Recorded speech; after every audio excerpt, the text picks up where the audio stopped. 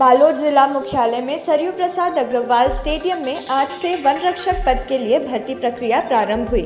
आज से लेकर 29 तारीख तक चलने वाली भर्ती प्रक्रिया के शुरुआती चरण में शारीरिक दक्षता को लेकर अभ्यर्थियों की जांच की जा रही है, जिसमें सबसे पहले ऊंचाई, वजन और सीने का माप कंप्यूटराइज मशीन से किया जा रहा है। इसके बाद दौड़, गोला फेंक और लंबी कूद में अभ्यर्थी हिस्सा ले रहे हैं। इन सभी प्रक्रियाओं के बाद लिखित परीक्षा का आयोजन किया जाएगा। आपको बता दें कि दुर्ग वन मंडल में वन रक्षक के 7 पद और बालोद वन मंडल में वन रक्षक के 13 पद हैं, जिसके लिए पूरे देश भर के 10,087 अभ्यर्थियों ने हिस्सा लिया है।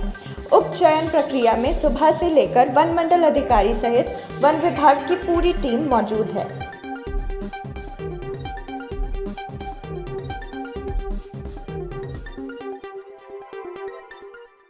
तैयारी तो सर शुरू से ही चल रही है, लेकिन रनिंग में क्या है, 200 मीटर दौड़ तो ठीक ठाक गया, 800 मीटर दौड़ में था कट गया, और लंबी कूद गोला फेंक तो अच्छा था। मेरा बढ़िया गया है, रनिंग हो गया है, गोला फेंक हो गया है, अभी लंबी कूद जारी है।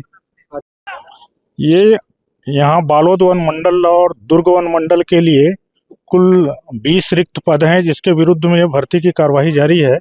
इसके लिए पात्र आवेदकों के महिला पुरुष मिलाकर के 10,087 पात्र अभ्यर्थियों का शारीरिक दक्षता परीक्षा संपन्न हो रही है, और हेडक्वार्टर के निर्देश और नियमानुसार जो है पूरी भर्ती प्रक्रिया, जिसमें शारीरिक नाप-जोख के यहाँ टेस्ट की जा रही है, ये संपन्न हो रही है। इसमें किसी प्रकार का कोई अभी तक कोई दिक्कत नहीं आ रही है।